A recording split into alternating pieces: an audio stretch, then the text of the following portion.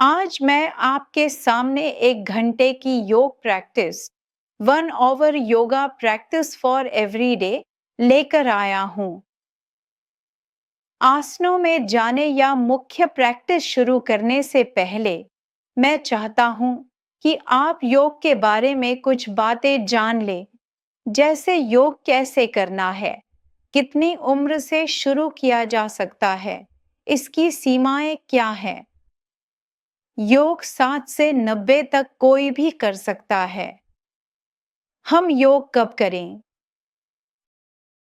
सुबह का समय सबसे अच्छा होता है। इसके अलावा हम दिन के किसी भी समय को चुनकर योग प्रैक्टिस के लिए रख सकते हैं। हर दिन एक निश्चित समय पर योग करना चाहिए, योग प्रैक्टिस करनी चाहिए। हर 24 घंटे के बाद हमें योग प्रैक्टिस करनी है, जरूर करनी है।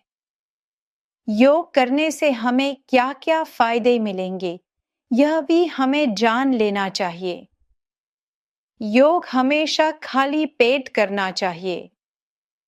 खाली पेट का मतलब है कि बिल्कुल खाली पेट योग करना है। जैसे अगर हमने नाश्ता किया है तो उसके 2 घंटे बाद योग कर सकते हैं। 2 घंटे बाद हम योग करेंगे। लंच और डिनर के बाद 4 घंटे का ब्रेक देना होगा अपने पेट को। उसके बाद ही जाकर योग प्रैक्टिस शुरू कर सकते हैं। अब हमें जानना है कि योग करने से हमें किस किस तरह से लाभ मिलेगा, फायदा होगा। फायदे इस तरह होंगे। सबसे पहले हमारे अंग स्वस्थ रहेंगे। दिल, किडनी, लिवर फंक्शन, थायराइड की समस्या, ब्लड प्रेशर कंट्रोल में रहेगा, नींद की समस्या दूर होगी, स्ट्रेस मैनेजमेंट होगा। डिप्रेशन के लिए तो यह कमाल का है। दिमाग में ब्लड सर्कुलेशन अच्छा रहेगा तो हम पूरी तरह स्वस्थ रहेंगे। हमारा एटीट्यूड प्रॉब्लम कम होगा। हमारी पर्सनालिटी डेवलप होगी। इमोशन कंट्रोल में रहेगा।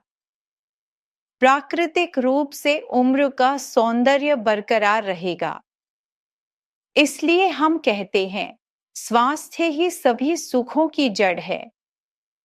लेकिन इस स्वास्थ्य के पीछे हम 1 घंटा खर्च करना नहीं चाहते। किसी भी तरह से हम 1 घंटा देना नहीं चाहते। अगर हम दिन के 24 घंटों में से 1 घंटा खुद के लिए, खुद से प्यार करके दे सके, तो हमारे काम की गुणवत्ता बढ़ जाएगी। बिना थकान के 1 दिन मिलेगा। हमारी एनर्जी लेवल अच्छा रहेगा। मैं खुद स्वस्थ रहूंगा और अपने आसपास के लोगों को भी स्वस्थ रख सकूंगा। इसलिए आज का हमारा यह आयोजन है। इस 1 घंटे की योग प्रैक्टिस से हम कैसे खुद स्वस्थ रहेंगे और सबको स्वस्थ रखेंगे। अब मैं उस 1 घंटे की प्रैक्टिस की ओर बढ़ रहा हूं। सबसे पहले हम प्राणायाम से शुरू करने जा रहे हैं। प्राणायाम में बैठने से पहले योग में एक बात याद रखनी है। रीढ़ की हड्डी हमेशा सीधी रखकर बैठना है। स्पाइन हमेशा सीधी। किसी भी आरामदायक मेडिटेटिव पोजीशन में बैठें। सबसे पहले मैं आपको एब्डोमिनल डीप ब्रीदिंग दिखा रहा हूं। ये हैं हमारी ब्रीदिंग की बेसिक चीजें। बेसिक्स हमें जान लेने चाहिए। प्राणायाम। प्राणायाम शब्द की एक छोटी सी परिभाषा दे देता हूं। यह है योगिक ब्रीदिंग टेक्निक, अंग्रेजी में कहें तो। और हिंदी में प्राण का अर्थ है वायु और आयाम का अर्थ है नियंत्रण। आयाम का मतलब है लयबद्ध तरीके से सांस लेना और छोड़ना। 1:2 जितना लेंगे उसका 2 गुना छोड़ेंगे। इसे और साफ शब्दों में कह दूं, अगर मैं काउंट करके 5 तक लेता हूं तो 10 तक छोड़ूंगा। मैं फिर से दिखा रहा हूं, ले रहा हूं, छोड़ रहा हूं। 1:2 लिया 5, छोड़ा 10। इसका कारण है कि हमने ऑक्सीजन लिया 5, छोड़ा कार्बन डाइऑक्साइड 10। यानी अंदर की सारी नेगेटिविटी बाहर निकाल रही है। अब मैं चेस्ट ब्रीदिंग पर जा रहा हूं। नंबर 1 बेसिक हो गया हमारा abdominal deep breathing. Abdominal breathing के लिए एक और टिप्स है। अगर हम खाली पेट 10 मिनट कर सके तो आपको ऐसे बैठना जरूरी नहीं है। आप कुर्सी पर बैठकर भी कर सकते हैं। बस रीढ़ की हड्डी यानी स्पाइन हमेशा सीधी, तो आप वहां बैठकर 10 मिनट करें। अगर आप यह तकनीक अपनाते हैं तो 3 महीने के अंदर ही पेट की चर्बी कम होने लगेगी। लेकिन समय लेकर करना होगा और रोज करना होगा। इसके बाद हम चेस्ट ब्रीदिंग पर जाते हैं। चेस्ट ब्रीदिंग में हम छाती पर फोकस रखकर करेंगे। जैसे यह भी 1:2 चेस्ट ऊपर जा रही है, चेस्ट नीचे आ रही है, धीरे धीरे नीचे जा रही है।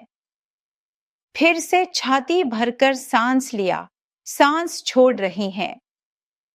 यह भी हम 5 मिनट प्रैक्टिस करेंगे, क्योंकि इससे हमारे फेफड़ों की क्षमता बढ़ेगी।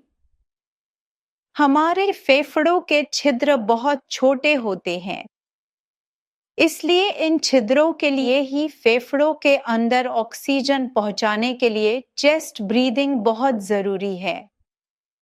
इसे भी रोज करना न भूलें। इसके बाद मैं अनुलोम विलोम पर जा रहा हूं। अंग्रेजी में कहें तो alternate nostril breathing exercise. Hindi में इसे नाड़ी शोधन कहते हैं। हमारे शरीर में 72,000 नाड़ियां हैं। यह नाड़ी शोधन एक जादू जैसा है। हमारी 72,000 नाड़ियों में ऑक्सीजन पहुंचेगा, ब्लड सर्कुलेशन अच्छा होगा, हमारी नींद की समस्या दूर होगी, एनर्जी लेवल अच्छा रहेगा। हार्ट पेशेंट्स के लिए बहुत अच्छा है। हमारे दिल की समस्या, हमारे हाई ब्लड प्रेशर की समस्या के लिए इसे हम सच में एक जादू कह सकते हैं। आप बस सर्च करके देखिए कि अनुलोम विलोम के फायदे क्या हैं। तब आप और भी उत्साहित महसूस करेंगे। मेरी बातों से भी ज्यादा आप खुद प्रेरित होंगे। तब आप और भी अच्छे से करेंगे, ऐसी उम्मीद है। मैं आपको प्रक्रिया दिखा रहा हूं। इसे हम 5 से 10 मिनट, शुरू में 2-3 मिनट से शुरू करते हैं। शुरू में कभी भी दबाव नहीं लेना चाहिए। फिर 5 मिनट तक जाए। इसके बाद हम कोशिश करेंगे कि रोजाना 10 मिनट प्रैक्टिस करें। अगर एक साथ 10 मिनट ना कर सके तो सुबह 5 मिनट, रात को 5 मिनट कर लें। हाँ, यही है एक प्रक्रिया। Breathing technique. दाहिनी नाक बंद करके बाईं नाक से सांस ले रहे हैं, पेट को फुलाकर, एब्डोमेन पर फोकस करके। अब बाईं नाक बंद करके दाहिनी नाक से सांस छोड़ रहे हैं। ठीक इसी तरह पेट को अंदर की ओर खींच रहे हैं। फिर दाहिनी नाक से सांस लिया, बाई नाक से छोड़ा। Inhale with left, exhale with right. फिर inhale with right, exhale with left. Inhale with left, exhale with right. Inhale with right, exhale with left. बाईं नाक से भ्रामरी प्राणायाम के बाद हम जरूर कुछ देर के लिए आंखें बंद रखेंगे, वाइब्रेशन को महसूस करने के लिए। इसे हमें 7 बार से लेकर 21 बार तक करना चाहिए और अगर हो सके तो थोड़ा और ज्यादा समय तक करें, 10 मिनट करें। कम से कम 21 बार करना चाहिए। धीरे धीरे आंखें खोलें। अब हम चलेंगे कपालभाति की ओर, जो सभी रोगों की महौषधि है।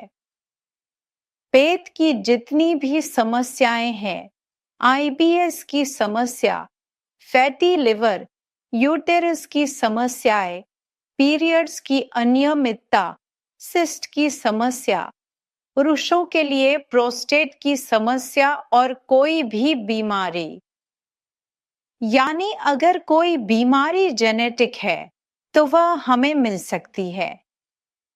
जेनेटिकली हमारे पूर्वजों की बीमारियां हमारे साथ आ सकती हैं, यह स्वाभाविक है। अगर हम 30 मिनट यह प्रैक्टिस करें तो हमारी जेनेटिक बीमारियां हमारे पास नहीं आती। 30 मिनट करना बहुत मुश्किल है, लेकिन यह धीरे धीरे अभ्यास से आता है। हमारे पास अब कई स्टूडेंट्स हैं जो सच में 30 मिनट कर सकते हैं और वे बहुत अच्छे भी हैं। तो मैं आपको प्रैक्टिस दिखा रहा हूं। इसका एक लिमिटेशन है। लिमिटेशन जानना जरूरी है। जिनको हार्ट की समस्या है या जिनका हाई ब्लड प्रेशर दवा खाने के बाद भी कंट्रोल में नहीं है, वे इसे नहीं कर सकते। हार्ट पेशेंट्स और जिनका हाई ब्लड प्रेशर दवा से कंट्रोल में है, वे एक्सपर्ट की सलाह से कर सकते हैं। जरूर किसी विशेषज्ञ या योगा टीचर से पूछकर जान ले कि आप कितनी देर कर सकते हैं। जी, अब मैं प्रैक्टिस दिखा रहा हूं। Forceful exhalation, kapalbhati.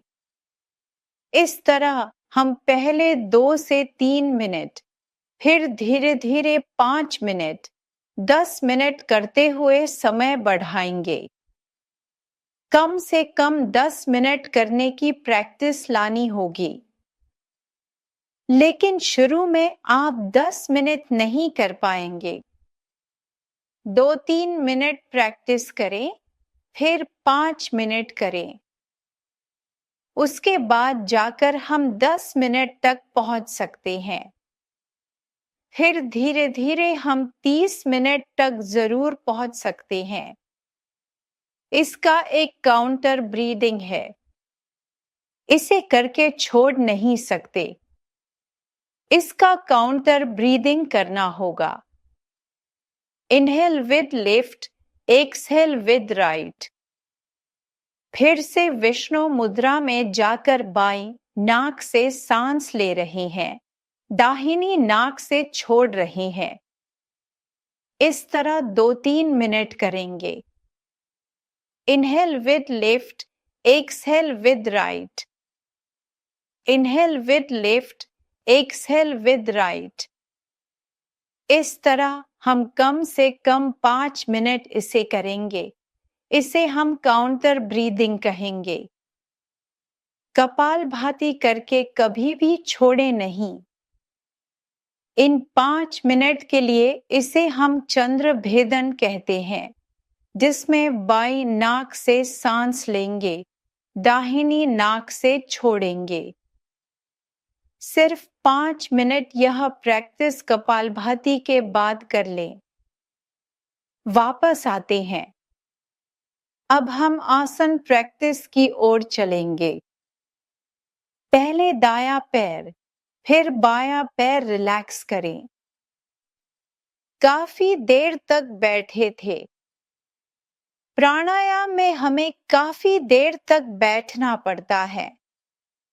आप प्राणायाम करते समय कुर्सी पर भी बैठ सकते हैं। अगर जमीन पर बैठना मुश्किल हो, तो पोज में जाने से पहले हमें जॉइंट मूवमेंट्स कर लेने चाहिए। 5, 6, 7, 8, 9, 10। अब सर्कल करेंगे एंकल जॉइंट के लिए। 1, ब्रीदिंग नॉर्मल क्लॉकवाइज। 2, 3, 4, 5। अब एंटी क्लॉक। 1, 2, 3, 4, 5। हो गया पैरों के एंकल जॉइंट्स का मूवमेंट। अब हम बैठकर हाथों और गर्दन के जॉइंट मूवमेंट्स करेंगे। पहले कुछ नहीं, बस ऐसे। अंगूठा अंदर करके मुट्ठी बनाएं।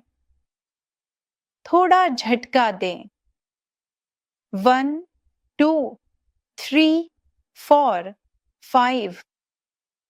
फिर से अंगूठा अंदर करके हमारी कलाई के लिए। 1, 2, क्लॉकवाइज। 3, 4, 5। Anti clock. 1, 2, 3, 4, 5।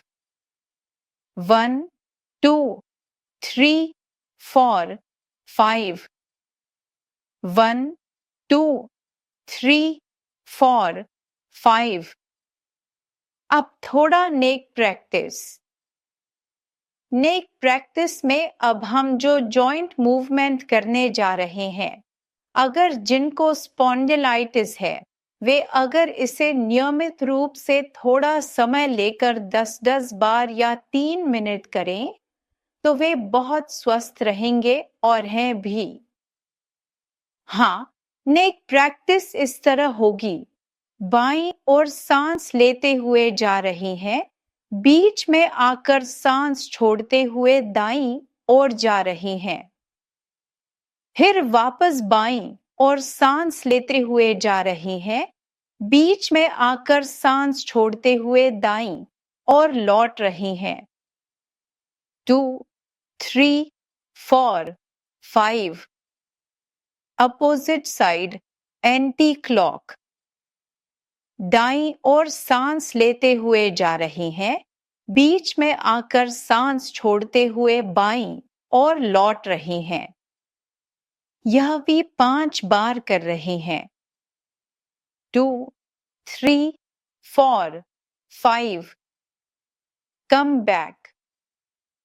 अब हम खड़े हो जाएंगे। खड़े होने के लिए हमें कागा आसन में बैठना होगा। योग असल में एक अनुशासित जीवन शैली है ना? तो हम अचानक खड़े नहीं हो सकते। थोड़ा बैठ गए। कागा आसन में। इस आसन में जो भी करेंगे, हमारे स्ट्रेचिंग में योग के हर एक चीज का अपना फायदा है। जैसे कि मैं अभी कागा आसन यानी क्रो पोज में बैठा हूं। इस क्रो पोज में बैठने से मुझे क्या लाभ हो रहा है? जिन लोगों को कब्ज की समस्या है, अगर सुबह गुनगुना पानी 2 गिलास पीकर हम इस तरह 5 मिनट बैठ सकते हैं, तो उनकी कब्ज की परेशानी काफी हद तक कम हो जाएगी। नियमित बैठना होगा। एक दिन बैठने से कुछ नहीं होगा। ये चीजें एक दिन करने से कोई असर नहीं होता। इस तरह सिर ऊपर की ओर रहेगा। दोनों हाथों को स्ट्रेच करें, सांस लें, खड़े हो जाएं। अब पैरों की कुछ स्ट्रेचिंग कर लेते हैं हमारे ऊपरी हिस्से के लिए। 1, 2, 10 बार करेंगे इसे। 3, 4, 5, 6, 7, 8, 9, 10। अब घुटनों के जोड़ के लिए कुछ कर लेते हैं। 1, 2, 3, 4, 5, 6, 7, 8, 9, 10। सर्कल क्लॉकवाइज हुआ। 1, 2, 3, 4, 5। Anti clockwise 1, 2, 3, 4, 5। जिनके घुटनों में दर्द है वे नियमित रूप से ये प्रैक्टिस करके देखें। बिल्कुल जादू की तरह काम करेगा। थोड़ा समय लेकर 10 से 20 बार करें। 2 से 3 बार करेंगे। सुबह, दोपहर, रात को सोने से पहले। अब हमारे ऊपरी हिस्से की थोड़ी एक्सरसाइज हो जाए। 1, 2, 3, 4, 5। Hip hip rotation 1, 2, 3, 4, 5। Anti clockwise 1, 2, 3, 4, 5। अब हम सूर्य नमस्कार की ओर बढ़ेंगे। सूर्य नमस्कार, इसके फायदे बहुत हैं। जैसे कि यह हमें तेजी से वजन कम करने में मदद करता है। थोड़े समय में शरीर में ब्लड सर्कुलेशन बढ़ने से हमारे दिल को मजबूत बनाता है। हमारे अंगों को स्वस्थ रखता है। नींद की समस्या का समाधान करता है। पेट की समस्या का समाधान करता है। यूटेरस के लिए अच्छा है। पुरुषों के प्रोस्टेट के लिए अच्छा है। हमारे शरीर के अलग-अलग हिस्सों जैसे हाथ की चर्बी, जांघ की चर्बी, पीठ की चर्बी, ये सब सिर्फ योग के माध्यम से ही कम होंगे। योग आपको एक अच्छा बॉडी शेप देगा। इसके लिए थोड़ी मेहनत करनी होगी। अब हम सूर्य नमस्कार कर रहे हैं। Take position. रीढ़ सीधी। 1, 2, 3, 4, 5, 6, 7, 8, 9, 10, 11, 12। Take position. रीढ़ सीधी। 1, 2,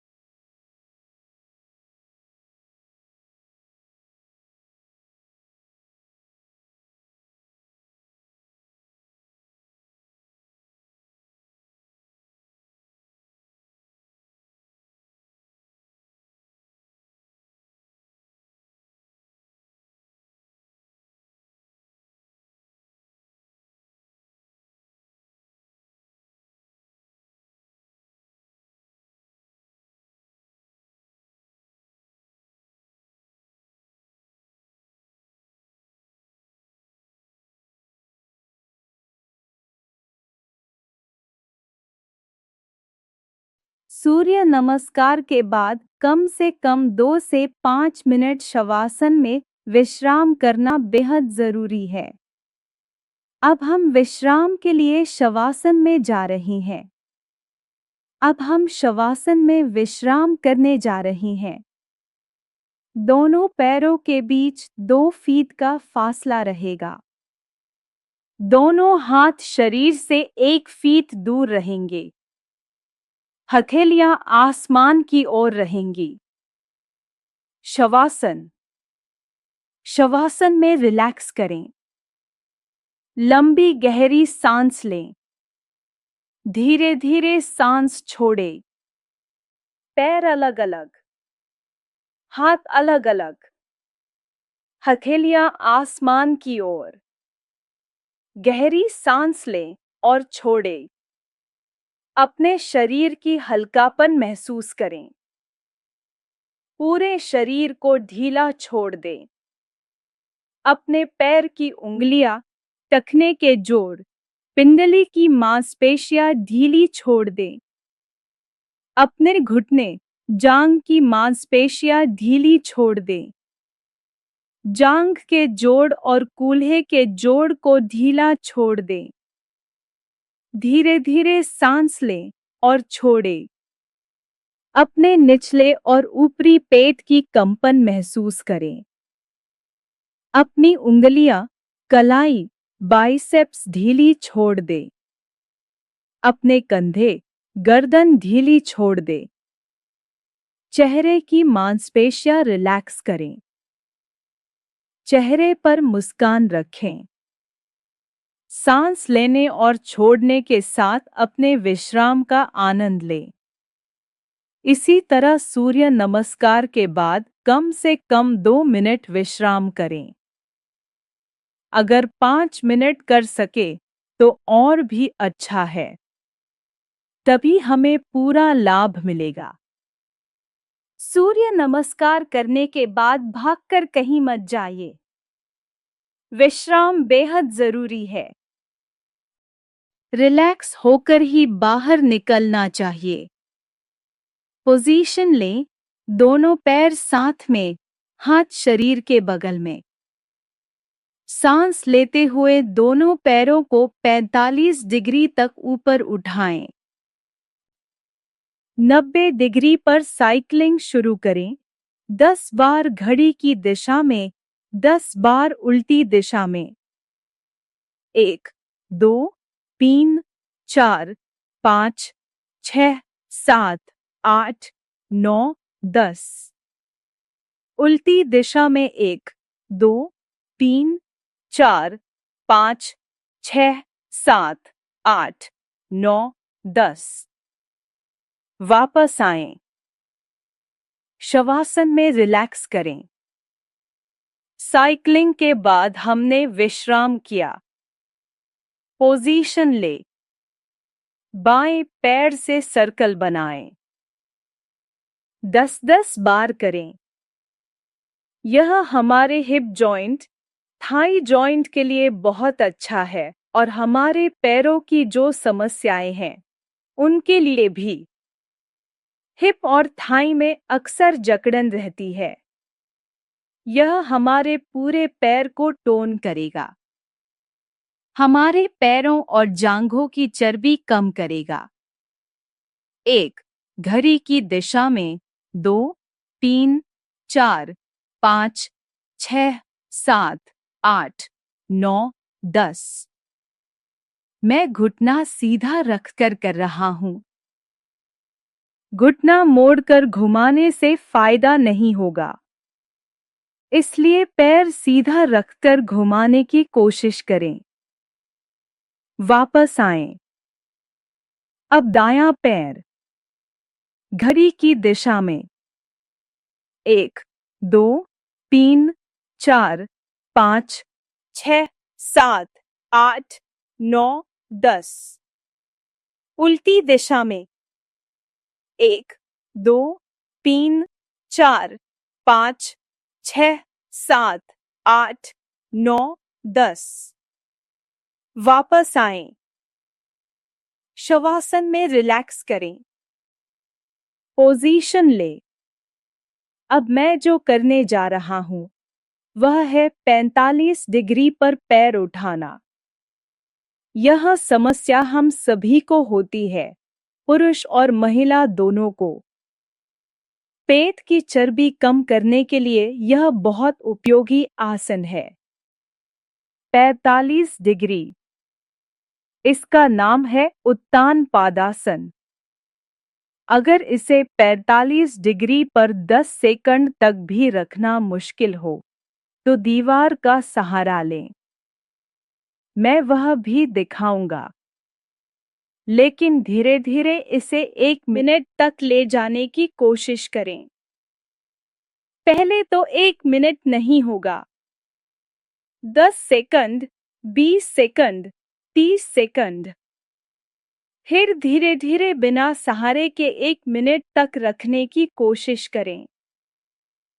सांस लेते हुए दोनों पैरों को 45 डिग्री तक उठाएं। देखिए, मेरे घुटने पूरी तरह सीधे हैं, पैर तने हुए हैं। सांस छोड़ते हुए वापस आएं। अगर ऐसे उठाने में दिक्कत हो तो थोड़ा नीचे जाएं। दीवार का सहारा लें। अगर दीवार का सहारा लेकर करें तो 2-3 मिनट तक रखना होगा। फिर वापस आकर देखें कि कितने सेकंड तक उठा सकते हैं। 10, 20, जो भी हो, लेकिन धीरे धीरे इसे 1 मिनट तक ले जाना है। शवासन में रिलैक्स करें। हमारा उत्तान पादासन हो गया। गृहिणियों के लिए हर आसन 1 मिनट से ज्यादा करने की जरूरत नहीं। वैसे भी 1 मिनट लगातार करना मुश्किल है। 10, 20, 30 सेकंड करके धीरे धीरे 1 मिनट तक जाएं। अब हम करेंगे सेतु बंधासन, ब्रिज पोज। दोनों पैरों को मोड़े, टखनों को पकड़े, सांस लेते हुए शरीर को ऊपर उठाएं, खुड्डी को छाती से छूने की कोशिश करें। इस आसन के बहुत फायदे हैं। यह पीठ दर्द के लिए बहुत अच्छा है। महिलाओं के गर्भाशय की समस्याओं, अनियमित पीरियड्स, गर्भधारण में दिक्कत, हॉट फ्लैशेज, पुरुषों के प्रोस्टेट के लिए भी यह बहुत अच्छा आसन है। हाथों को मजबूती से पकड़ें। हाथों की स्ट्रेचिंग हो रही है। हाथों की चर्बी कम होगी। जांघों की स्ट्रेचिंग हो रही है। जांघों की चर्बी कम होगी। सबसे बड़ी बात, जिन्हें सांस की तकलीफ है, अस्थमा के मरीज हैं, उनके लिए यह जादू की तरह काम करता है। सांस छोड़ते हुए वापस आएं। बहुत धीरे धीरे पीठ को जमीन पर रखें। शवासन में रिलैक्स करें। इसे भी अधिकतम 1 मिनट तक करें। शुरू में 10, 20, 30 सेकंड, फिर धीरे धीरे 1 मिनट तक जाएं। अब हम जाएंगे हलासन में। हलासन वही करेंगे जो कर सकते हैं और जिनकी गर्दन में समस्या है, स्पॉन्डिलाइटिस है, वे नहीं करेंगे। जो स्वस्थ हैं और युवा हैं, वे कर सकते हैं। यह थायराइड की समस्या के लिए बहुत अच्छा है। पेट की चर्बी कम करने के लिए भी अच्छा है। गर्भाशय की समस्या के लिए अच्छा है। अस्थमा के मरीजों के लिए भी अच्छा है। अब हम हलासन करेंगे 90 डिग्री। जो पूरा हलासन नहीं कर सकते, वे 90 डिग्री पर पैर उठाकर भी रखें। यह दिल की समस्या के लिए भी अच्छा है। यह थोड़ा युवाओं के लिए दिखाया जा रहा है। ये दोनों आसन। अब हलासन से वापस आएंगे। सांस छोड़ते हुए वापस आएं। शवासन में रिलैक्स करें। हलासन तक जो भी किया, वह सभी उम्र के लोगों के लिए एकदम परफेक्ट है। सिर्फ हलासन और सर्वांगासन वे ही करें जिनकी गर्दन, कंधे या पीठ में कोई समस्या नहीं है। इन आसनों के फायदे हमें मिलते हैं, जैसे थायराइड की समस्या, ब्रोंकाइटिस, टॉन्सिल की समस्या, रीढ़ की लचीलापन बढ़ती है, मूवमेंट बढ़ता है। समय से पहले बुढ़ापा रोकता है, हमें युवा बनाए रखता है। पेट की किसी भी समस्या के लिए अच्छा है। महिलाओं के गर्भाशय के लिए, पुरुषों के प्रोस्टेट के लिए बहुत अच्छा है। त्वचा की समस्या के लिए भी बहुत अच्छा आसन है। इसलिए हम कोशिश करेंगे सर्वांगासन की। जो कर सकते हैं, उन्हें इसकी सीमाएं जान लेनी चाहिए। जिनकी गर्दन या कंधे में समस्या है, वे न करें। अगर कर सकते हैं, तो दीवार का सहारा लें। और जो पूरी तरह स्वस्थ हैं, वे यह आसन करना न भूलें। सभी आसनों की जन्मी।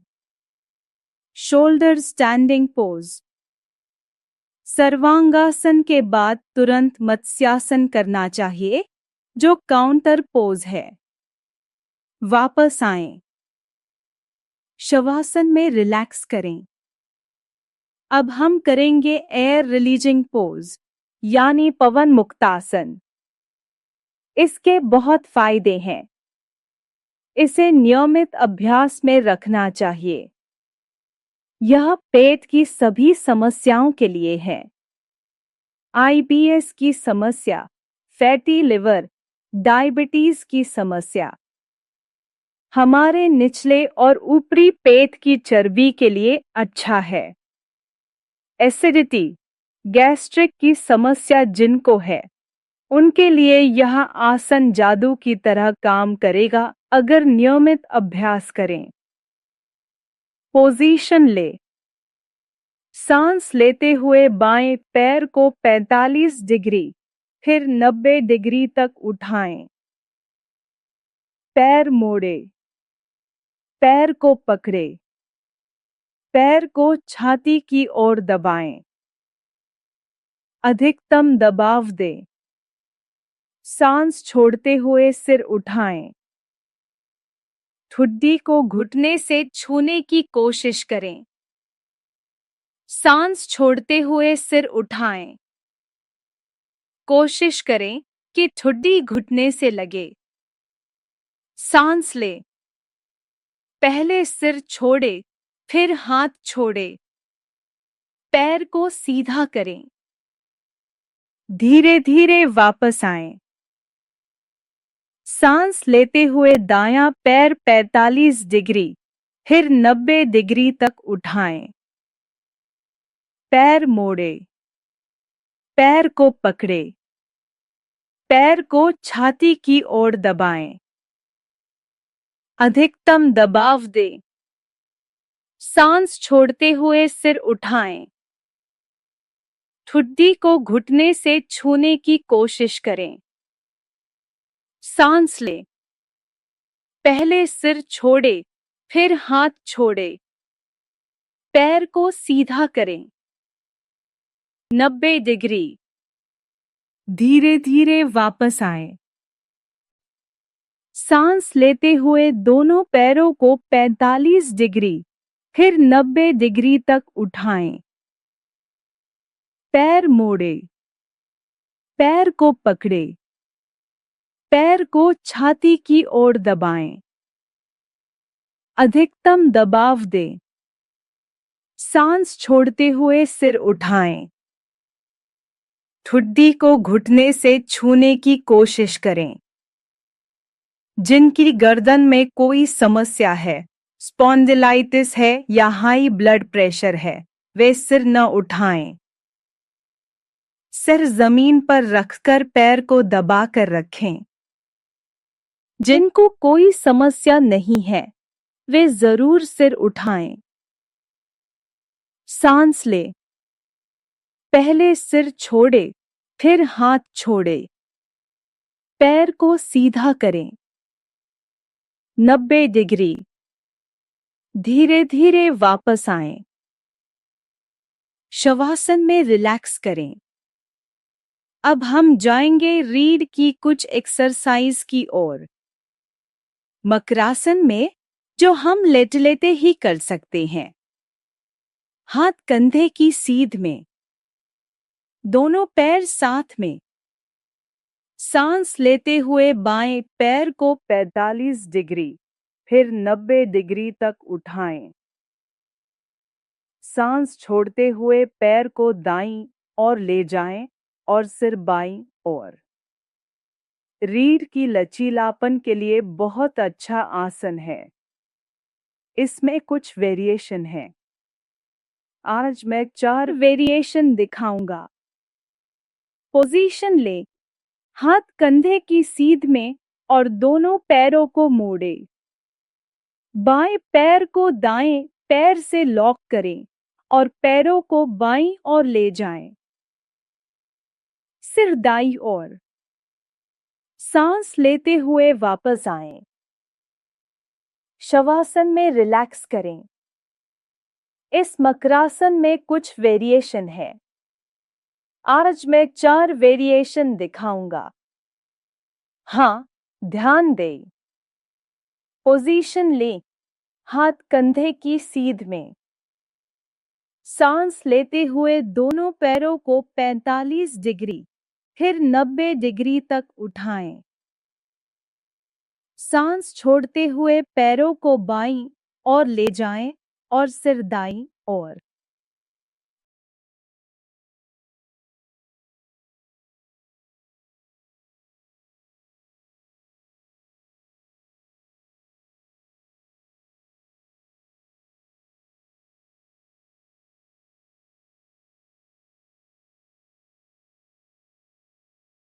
सांस लें, वापस आए, शवासन में रिलैक्स करें। हाँ, पोजीशन ले, हाथ कंधे की सीध में। दोनों पैरों को मोड़े। बाएं पैर को दाएं पैर से लॉक करें। सांस छोड़ते हुए पैरों को बाईं और सिर को दाईं ओर ले जाएं। ये अद्भुत आसन है। ये पूरी रीढ़ की लचीलापन बढ़ाएंगे। हर लंबर हिस्से की स्ट्रेचिंग हो रही है, मूवमेंट बढ़ रहा है, किडनी टोन हो रही है। सांस ले, वापस आए। पैरों को छोड़े। 30 सेकंड तक हम इसे रखेंगे। दाएं पैर को बाएं पैर से लॉक करें। सांस छोड़ते हुए पैरों को दाईं और सिर को बाईं ओर ले जाएं। सांस ले, वापस आएं। पैरों को छोड़े। शवासन में रिलैक्स करें। हर आसन को हमने 30 सेकंड तक रखा है। एक बात हमेशा याद रखें, हर आसन के बाद विश्राम जरूरी है। पोजीशन ले, हाथ कंधे की सीध में। दोनों पैरों को मोड़े। पैरों के बीच थोड़ा फासला रखें, जितना मैट फैला है। सांस छोड़ते हुए पैरों को बाईं और सिर को दाईं ओर ले जाएं। सांस ले, वापस आएं। सांस छोड़ते हुए पैरों को दाईं और सिर को बाईं ओर ले जाएं। आपने शायद देखा होगा कि योगासन करते समय या योग पोज करते समय मैंने हमेशा आंखें बंद रखी हैं। आप भी आंखें बंद रखकर करने की कोशिश करें। इससे पूरा ध्यान अपने शरीर पर रहेगा। कहाँ स्ट्रेचिंग हो रही है, आप उसे महसूस कर पाएंगे। इसलिए योगासन के समय शुरू में कुछ दिन आंखें खुली रखकर करें, देखने और समझने के लिए। बाद में जब अभ्यास हो जाए तो आंखें बंद रखकर करने की कोशिश करें। सांस लें, वापस आए, शवासन में रिलैक्स करें। अब हम छाती के बल लेटेंगे। छाती के बल जो विश्राम किया उसे हम मकरासन में विश्राम कहेंगे। मेरे पैर देखिए उल्टे रखे हैं। दोनों पैर फैले हुए हैं। दोनों हाथ क्रॉस करके ठुड्डी रखी है या माथा भी रख सकते हैं। पोजीशन ले। हाथ कंधे के बगल में, कोहनी पास में, पैर साथ में, ठुड्डी जमीन पर। सांस लेते हुए शरीर को नाभि तक ऊपर उठाएं, भुजंगासन। यह हमारे ऊपरी पीठ दर्द के लिए अच्छा है। हमारे दिल की धमनियों को स्वस्थ रखता है, कोलेस्ट्रॉल लेवल कंट्रोल करता है। बहुत उपयोगी आसन है। रोजाना 3 बार 30-30 सेकंड तक करना चाहिए। हाथ फिर से कंधे के बगल में, कोहनी पास में, पैर साथ में, ठुड्डी जमीन पर। सांस लेते हुए शरीर को ऊपर उठाएं और ऊपर देखें। सर्पासन, स्नेक पोज। सर्पासन, यह हमारे निचले पीठ दर्द के लिए बहुत अच्छा है।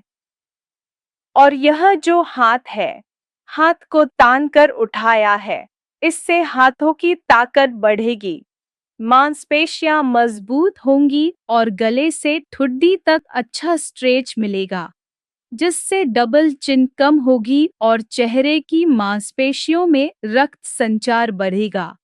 चेहरे पर झुर्रियां नहीं आएंगी। अब बैठने की स्थिति में आ जाएं। अब धीरे धीरे उठकर बैठेंगे। उठने का भी एक तरीका है, हम थोड़ा ध्यान से देखेंगे। सर्पासन में जाएंगे। दोनों पैरों को मोड़कर सिर को जमीन पर लगाएंगे। अब दोनों पैरों के ऊपर बैठेंगे, वज्रासन में। पहले दायां पैर छोड़ेंगे, फिर बायां पैर। अब हम चैंटिंग करेंगे। वर्णमाला के क्रम में आ, ई, म। चैंटिंग का मुख्य उद्देश्य है ध्वनि के माध्यम से कंपन पैदा करना। यह कंपन हमारे अंगों के लिए बहुत अच्छा है। एक लंबी, गहरी सांस लें। आ, ओ, ना।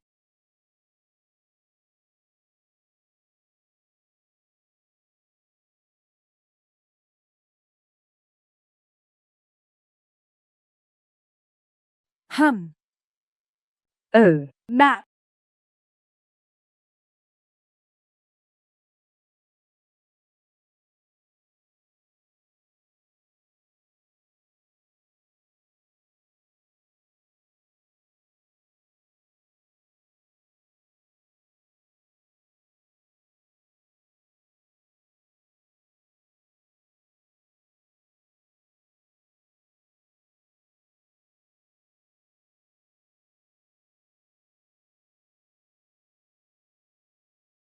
कंपन को महसूस करें।